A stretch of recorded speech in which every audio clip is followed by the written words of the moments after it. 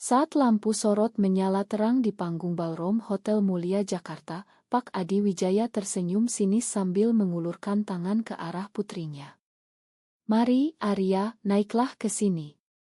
Biar semua karyawan lihat betapa spesial anak Cheo ini," katanya dengan nada yang membuat seluruh ruangan tertawa pelan.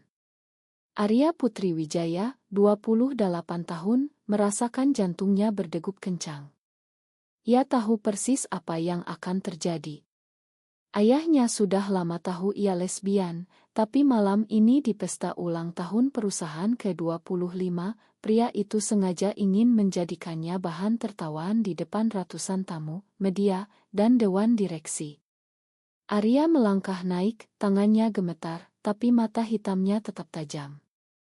Begitu mikrofon disodorkan, ia tidak menunduk seperti yang diharapkan ayahnya. "Terima kasih, Pak," katanya lantang, suaranya menggema. "Tapi sebelum saya bicara tentang keistimewaan saya, izinkan saya umumkan sesuatu yang lebih penting."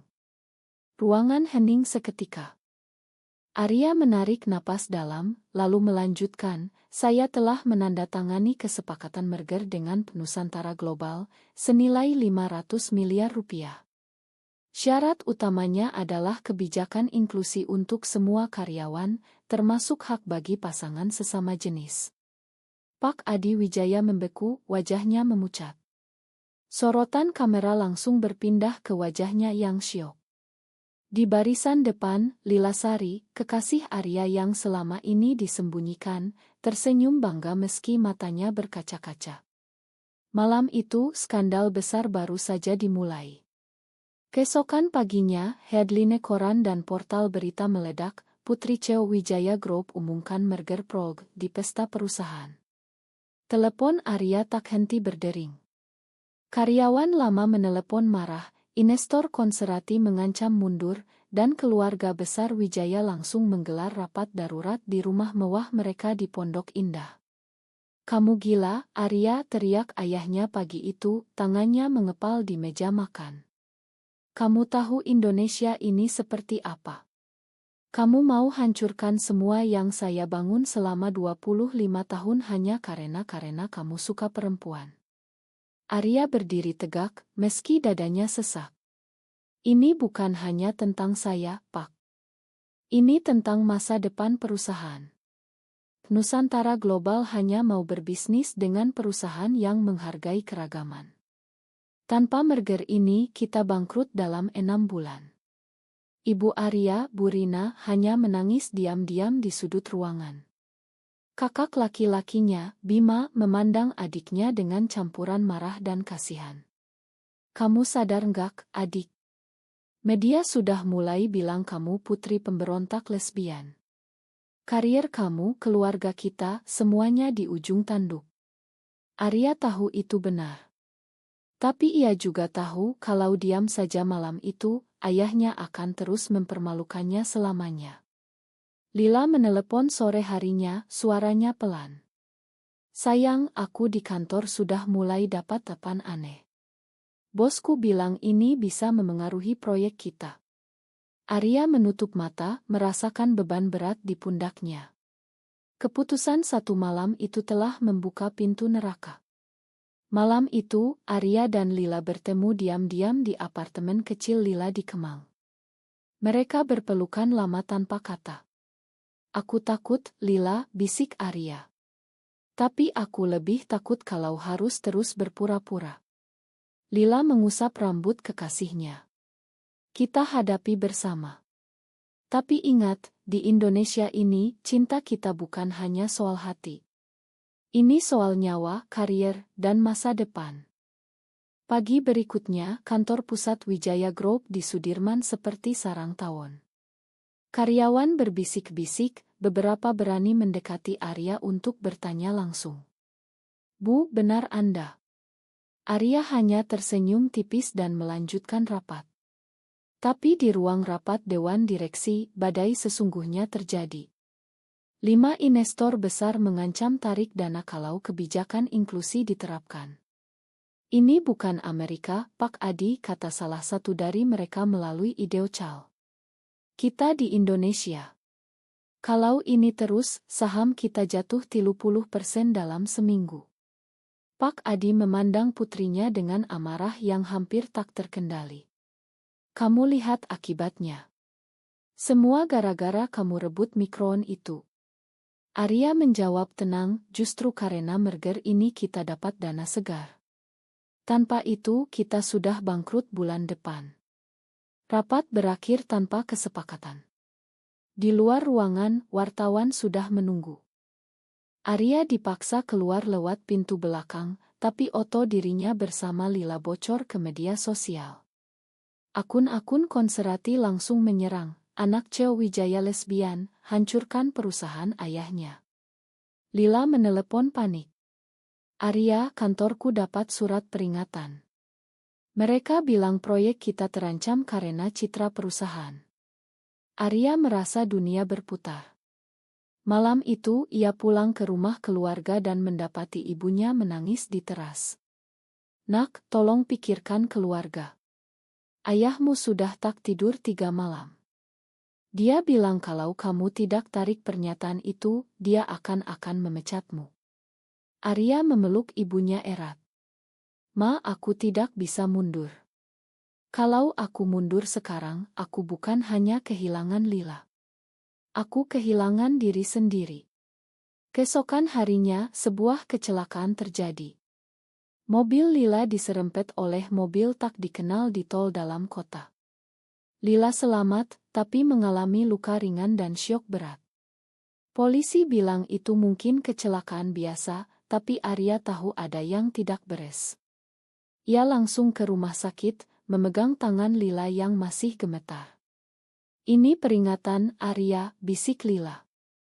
Mereka tidak main-main. Arya merasakan amarah membara. Ia menelepon ayahnya malam itu. Pak, kalau ini ulah Anda atau teman-teman Anda, saya tidak akan diam. Suara ayahnya dingin. Kamu yang mulai perang ini, Arya. Jangan salahkan orang lain. Tekanan semakin berat. Media terus mengejar, keluarga besar mengirim pesan ancaman, dan dewan direksi mulai membicarakan pemecatan Arya sebagai marketing. Arya duduk di balkon apartemennya, memandang lampu Jakarta yang berkelap-kelip. Ia tahu pilihan berikutnya akan menentukan segalanya.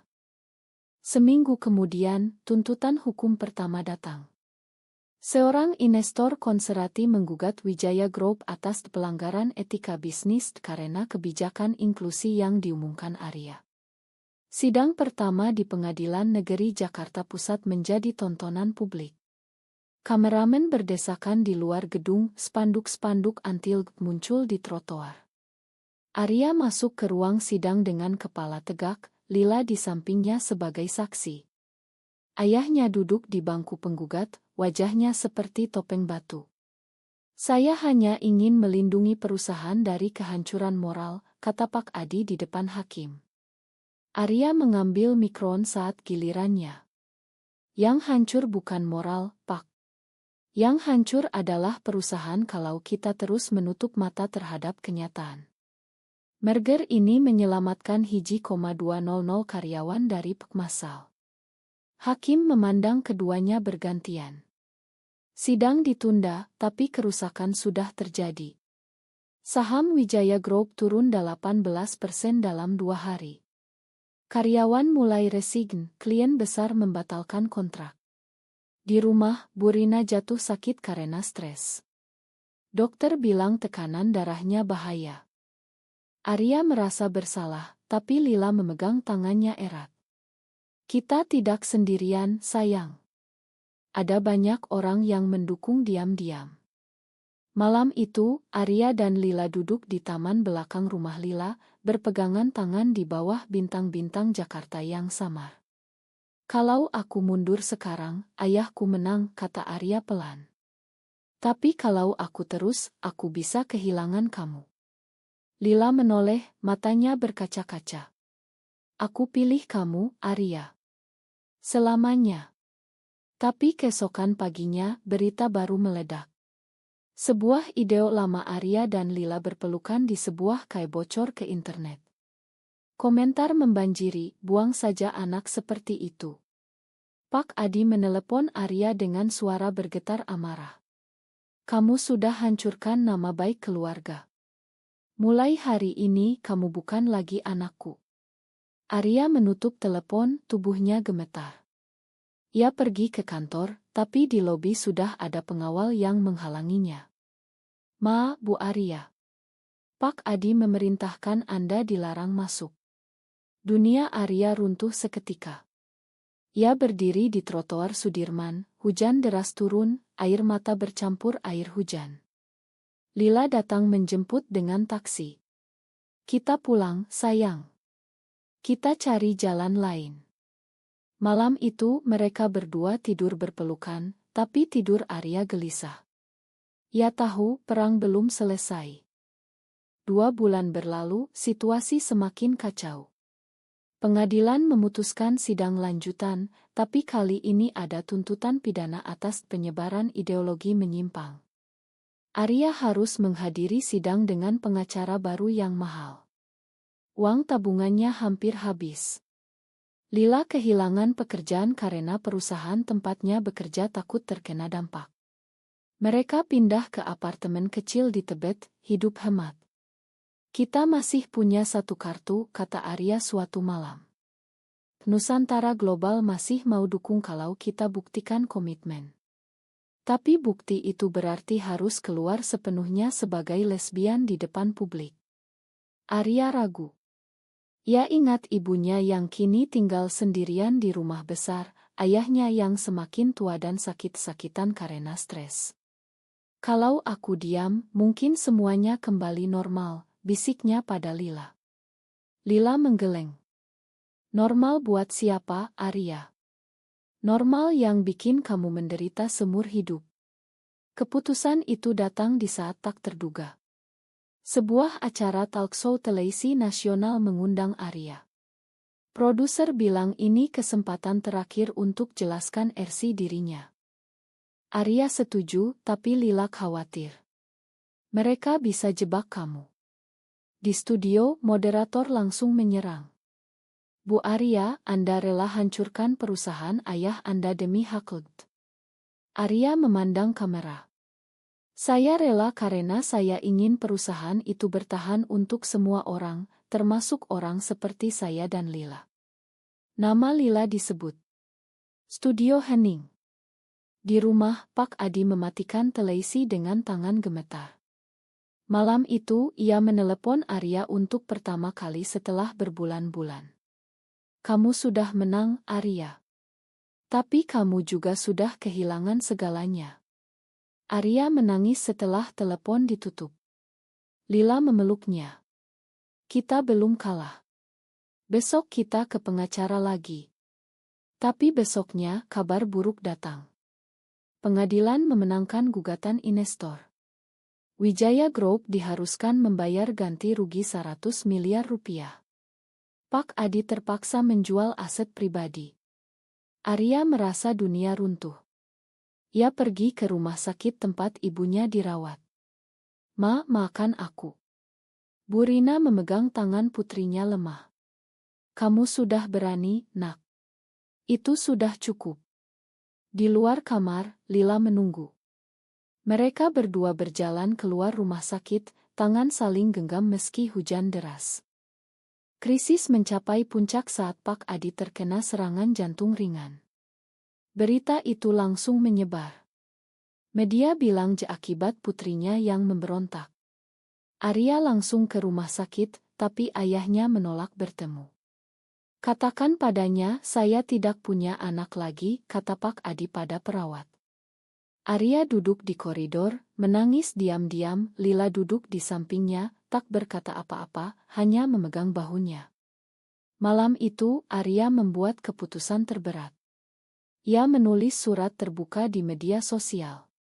Saya Arya Putri Wijaya. Saya lesbian. Saya mencintai Lila Sari. Dan saya tidak akan minta maaf atas siapa diri saya. Tapi saya juga mencintai ayah saya dan perusahaan yang dia bangun. Saya siap mundur dari semua jabatan kalau itu bisa menyelamatkan perusahaan. Postingan itu dibaca jutaan orang dalam hitungan jam. Dukungan dan serangan datang bersamaan. Beberapa investor baru muncul, perusahaan startup progresi menawarkan bantuan. Tapi keluarga besar Wijaya marah besar. "Kamu sudah gila," kata Bima lewat telepon. "Kamu mau jual nama keluarga?" Arya tak menjawab. Ia hanya memeluk Lila lebih erat. Pengadilan akhirnya memanggil kedua belah pihak untuk mediasi. Di ruangan itu, Pak Adi duduk berhadapan dengan putrinya untuk pertama kali setelah berbulan-bulan. "Kamu menang, Arya," katanya pelan. "Perusahaan selamat berkat mergermu. Tapi keluarga kita sudah hancur." Arya menatap ayahnya. "Keluarga tidak hancur, Pak. Keluarga hanya berubah." Mediasi berakhir dengan kesepakatan damai. Wijaya Group tetap berdiri, Arya mundur dari jabatan, tapi tetap jadi pemegang saham minoritas. Lila mendapat posisi baru di perusahaan mitra. Tapi luka emosional masih menganga. Ile genep. 6 bulan kemudian, Jakarta kembali ramai seperti biasa. Arya dan Lila kini tinggal di rumah kecil di pinggir kota, menjalani hidup sederhana tapi tenang.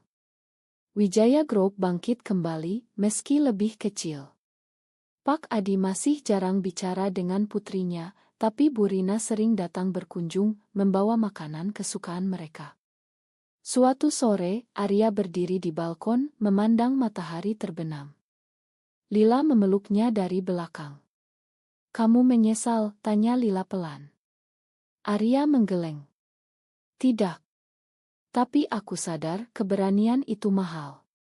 Diam juga mahal." Mereka berdua tersenyum, saling berpegangan tangan.